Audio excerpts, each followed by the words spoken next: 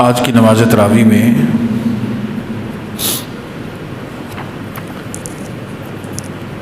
پارہ نمبر 23 کی مکمل تلاوت ہوئی ہے۔ آج نماز تراویح میں سورہ یاسین، سورہ صافات، سورہ صاد، سورہ زمر کی تلاوت ہوئی ہے۔ سورہ یاسین مکی سورہ ہے اور اس کی فضیلت میں بے شمار احادیث مبارکہ ہیں۔ پیارے نبی صلی اللہ علیہ وآلہ وسلم نے فرمایا کہ ہر ایک چیز کا دل ہوتا ہے، وقلب القرآن یاسین، اور قرآن کا جو دل ہے وہ سورہ یاسین ہے۔ ایک حدیث میں آتا ہے کہ جو ایک بار سورہ یاسین پڑھتا ہے اللہ اس کو 10 مرتبہ قرآن پڑھنے کا ثواب عطا کر دیتا ہے۔ اب پھر پیارے نبی صلی اللہ علیہ وآلہ وسلم سے ایک حدیث یہ بھی منقول ہے، مروی ہے، کہ جو انسان رات کو سورہ یاسین پڑھے گا اور اگر اس کی موت رات کو ہو گئی اللہ کے ہاں وہ شہداء میں شمار ہوگا، اور جو دن میں پڑھے گا، دن کے آغاز میں پڑھے گا، اللہ اس کے لیے دن کی تمام ضروریات کو پورا فرما دے گا۔ بہرحال اس کی بڑی فضیلت ہے۔ اللہ رب العزت نے قرآن مجید کی قسم کھائی ہے، والقرآن الحکیم، اور قسم کس بات پر کھائی ہے کہ انکا لمن المرسلین، اے میرے پیارے نبی آپ یقیناً میرے بھیجے ہوئے رسولوں میں سے ہیں۔ یہ جو لوگ کہتے ہیں آپ کے خلاف پروپیگنڈا کرتے ہیں، الزامات، ان کے اوپر کان نہ دھریں، مجھے قرآن کی قسم ہے کہ آپ میرے بھیجے ہوئے رسولوں میں سے ہیں اور سیدھے راستے پر ہیں۔ پھر اس کے بعد رب کائنات نے وَاضْرِبْ لَهُمْ مَثَلًا أَصْحَابَ الْقَرْيَةِ إِذْ جَاءَهَا الْمُرْسَلُونَ، روم کا ملک تھا اور ملک روم میں ایک گاؤں تھا انطاکیہ۔ تو انطاکیہ میں 3 انبیاء یک بعد دیگرے آئے، بعض ان کا نام بھی لکھا، ایک کا نام صادق تھا، ایک کا نام مصدوق تھا، ایک کا نام شمعون تھا۔ یہ 3 انبیاء تھے۔ تو پہلے 2 انبیاء آئے، اذ ارسلنا الیہم اثنین فکذبوہما، ان دونوں انبیاءوں کے بارے میں ان لوگوں نے جھٹلایا۔ پھر اللہ نے تیسرا نبی بھیجا۔ جب تیسرے نبی آئے فقالوا انا الیکم مرسلون قالوا ما انتم الا بشر مثلنا، ان لوگوں نے اعتراض یہ کیا کہ ہم تمہیں نبی یا رسول تو مان لیں لیکن تم تو ہمارے جیسے انسان ہو۔ وما انزل الرحمن من شیء، اللہ نے کوئی رحمان نے کوئی چیز نازل نہیں کی، تم اپنے سے بنا کر لائے ہو۔ قالوا ربنا يعلم انا الیکم لمرسلون وما علینا الا البلاغ المبین، تو ان انبیاءوں نے کہا کہ دیکھو اللہ جانتے ہیں ہم رسول ہیں اور ہم اتنی ہی بات کریں گے کہ جو ہم پر لازم ہے، ہمارا کام صرف تمہیں بات پہنچا دینا ہے۔ ان لوگوں نے پھر ان تینوں انبیاءوں کو شہید کر دیا، اور اللہ رب العزت نے اس کا ذکر کیا کہ دیکھیں یہ کس طرح کے لوگ تھے کہ میرے نبیوں کو شہید کرتے تھے صرف اس لیے کہ میرا نبی یہ کہتا تھا کہ میرا رب اللہ ہے۔ پھر آگے ایک شخص کا ذکر آ رہا ہے، وَجَاءَ مِنْ أَقْصَى الْمَدِينَةِ رَجُلٌ يَسْعَىٰ قَالَ يَا قَوْمِ اتَّبِعُوا الْمُرْسَلِينَ۔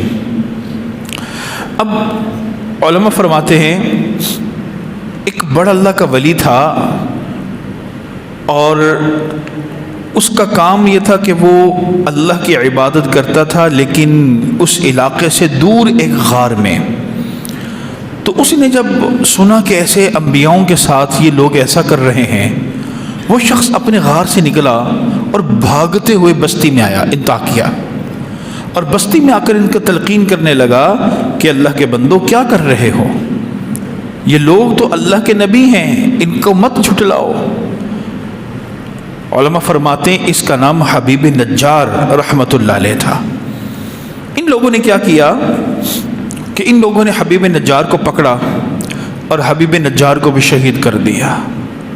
لیکن اس کے شہادت کے ایک بڑا اہم واقعہ جو اللہ نے ذکر کیا، اللہ رب العزت نے فرمایا کہ جب حبیب نجار یعنی اس شخص کو لوگوں نے شہید کیا نا، تو جب جان نکل رہی تھی تو اللہ رب العزت نے حبیب نجار کے سامنے اس کی جنت کو رکھ دیا۔ اب حبیب نجار جنت دیکھ رہے، ایسے ادھر سے روح نکل رہی ہے، اور ان کی زبان سے کلمہ جاری ہوا، یا لیت قومی یعلمون، کہ میں جس جنت کو دیکھ رہا ہوں کاش میری قوم جان جاتی، ان انبیاؤں کی اطاعت کرتی، ان کو جھٹلاتی نہ۔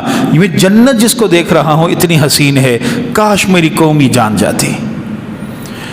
یہی وہ نقطہ ہے کہ جس نقطے کے بارے میں علماء فرماتے ہیں پیارے نبی صلی اللہ علیہ وسلم نے ہمیں یہ تلقین کی ہے کہ اپنے ایسے احباب جو موت کی طرف جا رہے ہوں نا، نزاع کے عالم میں ہوں، ان کے پاس بیٹھ کر سورہ یاسین پڑھا کرو، کیونکہ اس میں یہ واقعہ ہے حبیب نجار رحمۃ اللہ علیہ کا کہ جنت ان کے سامنے رکھ دی گئی، اور جب جنت سامنے ہے تو جان کنی کا مرحلہ بڑا آسان ہو گیا، روح نکلنے کا مرحلہ بہت ہی ایزی ہو گیا ان کے لیے۔ اس لیے ہمارے پیارے نبی نے ہمیں تلقین کی کہ تم سورہ یاسین کو اپنے ان لوگوں کے سامنے پڑھو، پاس پڑھو کہ جن کی جان نکلنے کا وقت آ رہا ہے، اللہ آسانی پیدا کرتا ہے۔ پھر اس کے بعد رب کائنات نے اپنی نشانیاں بیان فرمائی، وَآیَةٌ لَهُمُ اللَّیْلُ، اس سے پہلے اللہ رب العزت نے فرمایا کہ وَآیَةٌ لَهُمُ الْأَرْضُ، ان کے لیے زمین میں بہت بڑی نشانی ہے۔ دیکھو زمین مردہ ہوتی ہے، بنجر ہوتی ہے، کیسے زرخیز ہو جاتی ہے۔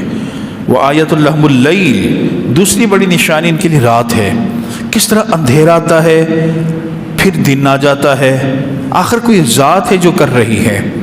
وَآیَةٌ لَهُمْ أَنَّا حَمَلْنَا ذُرِّيَّتَهُمْ، اور تیسری نشانی یہ ہے کہ دیکھو یہ کشتی ہے، پانی میں چلتی ہے، آپ پانی کے اوپر کوئی بھی چیز رکھ دینا وہ پانی کے اندر ڈپ ہو جائے گی، لیکن کشتی اتنی بڑی حجم ہے لیکن پھر بھی پانی کے اوپر چل رہی ہے۔ اللہ نے فرمایا یہ ہماری نشانیاں ہیں۔ وَإِذَا قِيلَ لَهُمْ أَنفِقُوا مِمَّا رَزَقَكُمُ اللَّهُ قَالَ الَّذِينَ كَفَرُوا لِلَّذِينَ آمَنُوا أَنُطْعِمُ وَاللَّهُ يَشَاءُ اللَّهُ أَطْعَمَهُ۔ اللہ فرماتے کافروں کا ایک اور انداز تھا کہ جب کافروں کو ایمان والے یہ کہتے تھے کہ بھائی تم اللہ کی راہ میں خرچ کرو، لوگوں کو کھانا کھلاؤ، تو وہ کہتے تھے اَنُطْعِمُ مَن لَّوْ يَشَاءُ اللَّهُ أَطْعَمَهُ، ہم ان لوگوں کو کھانا کھلائیں جن کو اگر اللہ چاہتا خود کھلا دیتا، ہم کیوں کھلائیں؟ بھائی ہم کیوں مدد کریں دین کی، ہم کیوں خدمت کریں دین کی؟ بس دین اللہ کا ہے نا، اللہ خود خدمت کرے۔ جیسے آج کل کہتے ہیں مدارس کے بچے ہیں، مدارس ہیں کہ جی ان مدرسوں کی فنڈنگ کریں، یہ کریں، لوگ بعض اوقات یہ خیال کرتے ہیں بھائی ایک تو یہ لوگ مولوی حضرات ہیں سب کہتے ہیں جی اللہ سے ہوتا ہے، اللہ سے ہوتا ہے، اللہ سے ہوتا ہے، پھر بھی چندہ مانگ رہے ہوتے ہیں۔ یہ وہ اصل بات ہے کہ جو کافر کہا کرتے تھے کہ بھئی اگر اللہ چاہتا خود کھلاتا نا ان کو، اللہ فرماتا ان انتم الا فی ضلال مبین، تم تو بہت بڑی گمراہی میں ہو۔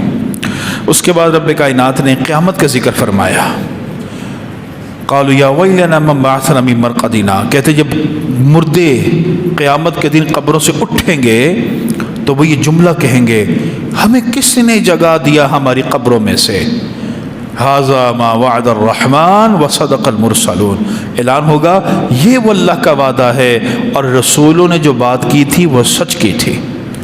پھر جنت کا ذکر آ رہا ہے، اللہ نے فرمایا کہ جنت میں ہم اصحاب جنت کو عیش و عشرت میں رکھیں گے، ان کی بیویاں ہوں گی، سایہ دار جگہ ہوگی، تخت لگے ہوں گے، تکیے لگے ہوں گے، اور وہ تکیوں پر ٹیک لگائے ہوئے تکیوں کے ساتھ تخت پر بیٹھے ہوئے نظارہ کر رہے ہوں گے۔ پھر ان کے سامنے میوے ہوں گے جو وہ چاہیں گے، پھر ان کے اوپر اللہ کی سلامتی ہوگی، قول من رب الرحیم، اور اللہ کی طرف سے کہا جائے گا اے جنتیوں تم کو اللہ کا سلام پہنچے۔ پھر اس کے بعد جہنم کا ذکر ہوا، اللہ نے فرمایا کہ جب جہنم میں لوگ ہم ڈالیں گے تو اس سے پہلے ہم کیا کریں گے کہ ہم ان لوگوں کے منہ پر مہر لگا دیں گے اور ان کے ہاتھ بولیں گے، ان کے پاؤں بولیں گے جو کچھ وہ کرتے تھے۔ اب یہاں پر دو باتیں سمجھیں، ایک تو یہ ہے کہ اللہ رب العزت انسان کے خلاف گواہی کے طور پر اسی انسان کے اعضاؤں کو رکھ دے گا۔ مثلا میں ہوں، اگر مجھے کہا جائے بھائی تم نے گناہ کیا، میں کو جی میں نے تو نہیں کیا، اب کیا ہوگا؟ اللہ میرے ہی اعضاء کو میرے مخالف بنا دے گا۔ بھئی اللہ وہ گواہی دیں گے اللہ نہیں اس نے کیا، ایک تو بات۔ دوسری چیز ہاتھ اور پاؤں، ہاتھ اور پاؤں، یہ 1400 سال پرانی آیت، پیارے نبی صلی اللہ علیہ وسلم پر نازل ہونے والی یہ آیت مبارک، اللہ کا کلام، آج پوری جدید ٹیکنالوجی جو ہے وہ آپ کے ہاتھوں اور پاؤں پر چل رہی ہے۔ آپ ٹچ سسٹم لیتے ہیں، آپ کے ہاتھ چل رہے ہیں، آپ کے پاؤں چل رہے ہیں۔ ایسے بھی آپ دیکھیں کہ آپ موبائل کے اندر ایپس ایسی آ چکی ہیں کہ آپ قدم بڑھاتے ہیں، موبائل کے اوپر شور ہوتا ہے آج آپ نے اتنے قدم بڑھائے، آپ اس ڈائریکشن میں جا رہے ہیں، آپ یہ سیدھا جا رہے ہیں یا الٹا جا رہے ہیں۔ یہ ہاتھ اور پاؤں سے پوری ٹیکنالوجی جو ہے وہ کور ہو رہی ہے۔ اللہ فرماتے ہیں اس کا مطلب ہے، علماء فرماتے ہیں کہ ایک وقت آئے گا کہ انسان اپنے منہ کا استعمال کم کرے گا، ہاتھ اور پاؤں کا استعمال زیادہ کرے گا، اور وہ نظر آ رہا ہے۔ پھر اس کے بعد رب کائنات نے جنت کے میووں کا ذکر کیا اور انسان کی تخلیق کی بات کی۔ اولم یر الانسان انا خلقناه من نطفہ فاذا هو خصیم مبین وضرب لنا مثلا ونسی خلقہ قال من یحیی العظام وہی رمیم۔ نبی اکرم صلی اللہ علیہ وسلم تشریف فرماتے تو ایک مشرک آیا، اس مشرک کے ہاتھ میں ایک ہڈی تھی، انسان کی ہڈی، وہ کسی قبر سے اٹھا کر لایا تھا، نکال کر لایا، وہ ہڈی بوسیدہ تھی۔ اس نے کیا کیا، پیارے آقا بیٹھے ہوئے تھے تشریف فرماتے تو وہ مشرک ایسے کھڑا ہو گیا اور اس نے اپنے ہاتھ میں سے ہڈی پکڑی اور ایسے اس کو پریس کرنا شروع کر دیا، دبانا۔ وہ ہڈی ویسے ہی بوسیدہ تھی، چورا چورا بن گئی، پاؤڈر۔ تو اس نے ایسے پھونک ماری، اس نے یہ بولا من یحیی العظام وہی رمیم، اب بتائی ان ہڈیوں کو کون زندہ کرے گا؟ قل، اللہ نے فرمایا اے میرے محبوب اس بدبخت کو بھی بتا دیں، یحییھا الذی انشاھا اول مرہ، اس کو زندہ وہی کرے گا جس نے اس کو پہلی بار بنایا، وہو بکل خلق علیم، اور وہ سب کچھ پیدا کرنا جانتا ہے۔ کس طرح پیدا کرنا ہے وہ اللہ جانتا ہے۔ یہاں پر علماء نے بڑے عجیب نکتہ لکھا ہے، علماء نے فرمایا کہ قرآن جو ہے نا کبھی بھی یہ قرآن مجید امپاسبلٹی کی بات نہیں کرتا، ہر چیز کا امکان ہے جو بھی قرآن میں آ گیا۔ اس کا اشارہ یہ مل گیا کہ اگر آپ انسان کی ہڈی کو پاؤڈر بنا کر اس پاؤڈر کو بکھیر دیں، قرآن کہہ رہا ہے کہ وہ ہڈی دوبارہ بن سکتی ہے۔ آج کی میڈیکل سائنس اس نتیجے پہ پہنچ چکی ہے، انسان کی ہڈی چورا چورا ہو جائے ہم اس کو دوبارہ بنا سکتے ہیں۔ اب بنانے کے اندر دو چیزیں چاہیے، ایک اس ذرات کی باؤنڈنگ واپس میں جڑیں، اور دوسرے ان ذرات کی آئیڈینٹیفیکیشن، شناخت، بھئی یہ اسی ہڈی کا ذرہ ہے، نہیں یہ اس ہڈی کا ذرہ ہے۔ جب شناخت ہوگی تو پھر آج کی میڈیکل سائنس شناخت تک پہنچ چکی ہے، اور اس نے آئیڈینٹیفیکیشن کو آئیڈینٹیفائی کر لیا ہے، اور جس کو آج کے میڈیکل زبان میں ڈی این اے کہا جاتا ہے، ڈی آکسی رائبو نیوکلک ایسڈ۔ اللہ نے 1400 سال پہلے اشارہ کر دیا انسان کی ہڈیاں چورا چورا بھی ہو جائیں وہ دوبارہ بن سکتی ہیں۔ پھر آخر میں رب کائنات نے اپنی پاکی کا ذکر کیا، فسبحان الذی بیدہ ملکوت کل شیء والیہ ترجعون، اللہ ہی کے ہاتھ میں ہر تمام چیزوں کی بادشاہت ہے، اسی کی طرف لوٹ کر جانا ہے۔ سورہ صافات ہے، سورہ صافات کے بالکل شروع میں اللہ نے چند فرشتوں کا ذکر کیا ہے، والصافات صفا، ان فرشتوں کی قسم جو صف باندھ کر کھڑے ہوتے ہیں، فالزاجرات زجرا، ان فرشتوں کی قسم جو ڈانٹتے ہیں۔ یہ ڈانٹنے والے فرشتے کون سے؟ علماء فرماتے ہیں جب یہ جنات ہیں نا، آپ کو میں نے بتایا تھا کہ یہ جادو کے اوپر جب ہم نے پارہ نمبر 1 میں بات کی تھی کہ یہ جنات جب آسمان کی طرف جاتے ہیں چیز لینے کے لیے، بات سننے کے لیے، تو پہلے تو ان کا داخلہ ممنوع نہیں تھا، یہ آسمان تک جا سکتے تھے۔ جب پیارے نبی صلی اللہ علیہ وسلم دنیا میں آئے اور یہ قرآن آیا، اللہ نے ان کا داخلہ وہاں تک بند کر دیا۔ اب جب یہ جنات اوپر جاتے ہیں نا آسمان تک، وہاں فرشتے موجود ہیں جن کو ڈانٹ کر نیچے بھیج دیتے ہیں، ان کو کہتے ہیں فالزاجرات زجرا، فالتالیات ذکرا، ان فرشتوں کی قسم جو قرآن کی تلاوت کر رہے ہیں۔ علماء فرماتے ہیں اس سے مراد فرشتے بھی ہیں، اس سے مراد افراد بھی ہیں۔ اگر فرشتے مراد لیا جائے اس کا مطلب ہے بعض فرشتوں کو اللہ نے قابلیت دی ہوئی ہے۔ پھر اس کے بعد رب کائنات نے اس میں پھر عقیدہ آخرت کا ذکر کیا، کیونکہ مکی سورہ ہے اَإِذَا مِتْنَا وَكُنَّا تُرَابًا وَعِظَامًا أَإِنَّا لَمَبْعُوثُونَ۔ ان لوگوں کا یہ ایک ذہن میں تھا کہ ہم جب بالکل نیست و نابود ہو جائیں گے کیسے زندہ ہوں گے؟ اللہ نے فرمایا کہ ہم تم کو خود زندہ کریں گے۔ پھر اس کے بعد رب کائنات نے قیامت کا ذکر کیا، جنت کا ذکر ہے، اور اللہ نے فرمایا إِلَّا مَوْتَتَنَا الْأُولَى وَمَا نَحْنُ بِمُعَذِّبِينَ۔ فرمایا کہ ان کو جو پہلی بار مرنا تھا سو یہ مر چکے، اب ہم ان کو عذاب نہیں ہونے دیں گے۔ یہ ذہن میں رکھے کہ انسان پر دو طرح کی موت آتی ہے۔ ہم سب انسان ایک موت کے بعد دنیا میں آئے ہیں، اب ہم دوسری موت کے انتظار کر رہے ہیں۔ یہ دو موتیں اور دو زندگی انسان کو ملتی ہیں۔ ایک موت ہمیں ملی کہ جب آدم علیہ السلام کی پشت سے ہم نکلے اور اللہ نے ہم سے وعدہ لیا الست بربکم، کیا میں تمہارا رب نہیں؟ ہم نے کہا بالکل، پھر ہم مر گئے، یہ موت تھی۔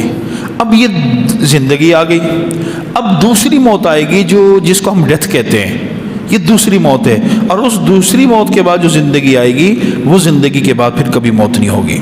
پھر اس میں نوح علیہ السلام کا ذکر آ رہا ہے، اور پھر اسی سورہ مبارکہ میں ابراہیم علیہ السلام کا ذکر آ رہا ہے، اور ابراہیم علیہ السلام کا وہ قربانی والا واقعہ مکمل اس میں آ رہا ہے۔ حضرت اسماعیل علیہ السلام کے ساتھ جو قربانی کا واقعہ پیش آیا، یہ قربانی کا واقعہ اللہ نے اس لیے بھی بیان کیا کہ یہودیوں کا عقیدہ یہ ہے کہ جو قربانی میں جس بیٹے نے قربانی پیش کی تھی وہ اسحاق علیہ السلام تھا، ان کا عقیدہ یہ ہے۔ اللہ نے اس عقیدے کو رد کر کے یہاں پر اسماعیل علیہ السلام کے حوالے سے واضحاً اشارے کیے ہیں کہ وہ اسماعیل علیہ السلام تھے، وہ اسحاق نہیں تھے۔ پھر حضرت موسیٰ علیہ السلام، ہارون علیہ السلام کا واقعہ ہے۔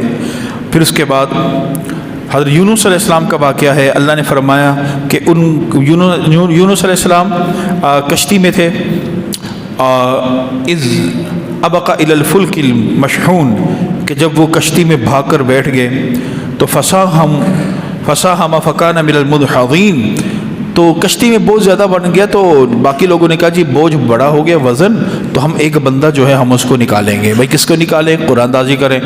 قرآن دازی کی گئی یونس علیہ السلام کا نام، کہا یونس آپ نے جانا ہے اب دریا میں۔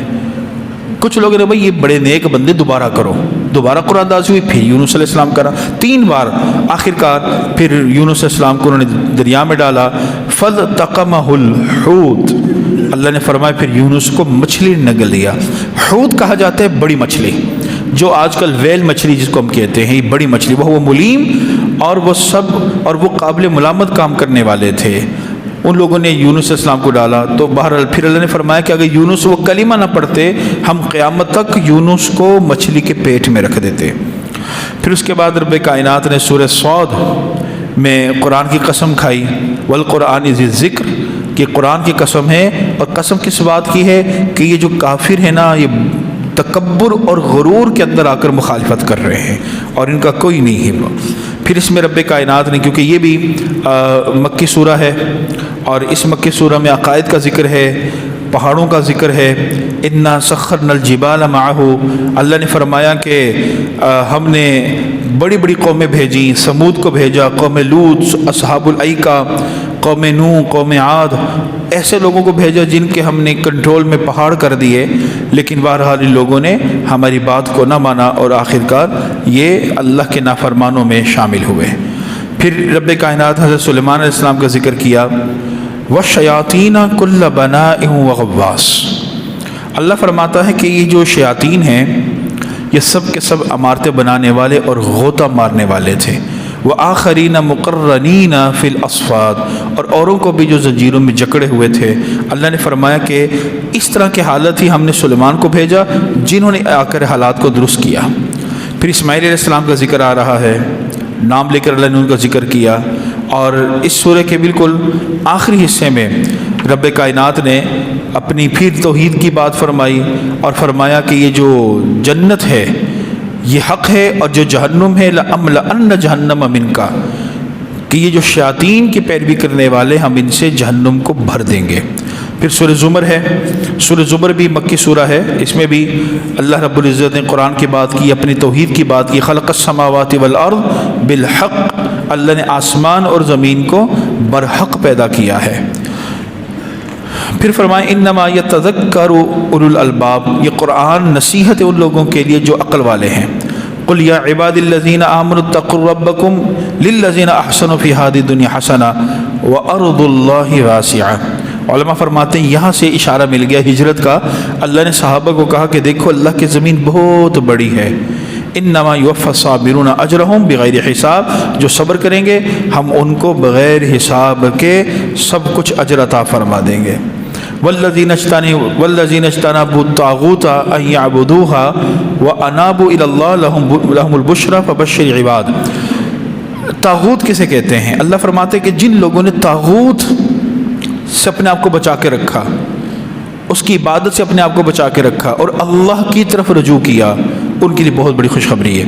علماء فرماتے ہیں طاغوت ہر وہ طاقت جو انسان کو اللہ سے دور کر دے، چاہے یہ شیطان ہے، چاہے شیطان کے شکل میں انسان ہے، چاہے آج کی جتنی بھی میڈیا پاور ہے جو انسان کو، مسلمان کو اللہ سے، دین سے دور کر رہی ہے، علماء فرماتی ہیں سب طاغوت کے اندر آ جاتا ہے۔ اور پھر پارہ 23 کے بالکل آخر میں اللہ رب العزت نے فرمایا انک میت و انہم میتون، اے پیارے نبی موت آپ پر بھی آئے گی اور موت ان پر بھی آئے گی۔ پیارے نبی صلی اللہ علیہ وسلم پر بھی اللہ نے موت بھیجی، لیکن وہ موت اور ہم سب انبیاء کی موت اور ہماری موت میں بڑا فرق ہے۔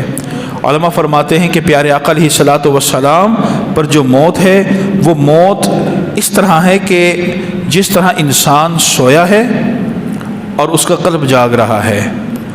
ہم سب انسانوں کا جسم، باڈی جو ہے وہ ختم ہو جاتی ہے، لیکن انبیاء علیہ السلام کی جو باڈی ہے یہ اللہ ان کو ہمیشہ محفوظ رکھتا ہے، جس کی بڑی دلائل ہے احادیث نبویہ میں۔ دعا کر اللہ تعالیٰ سے جو کہا سنا عمل کی توفیق عطا فرمائے۔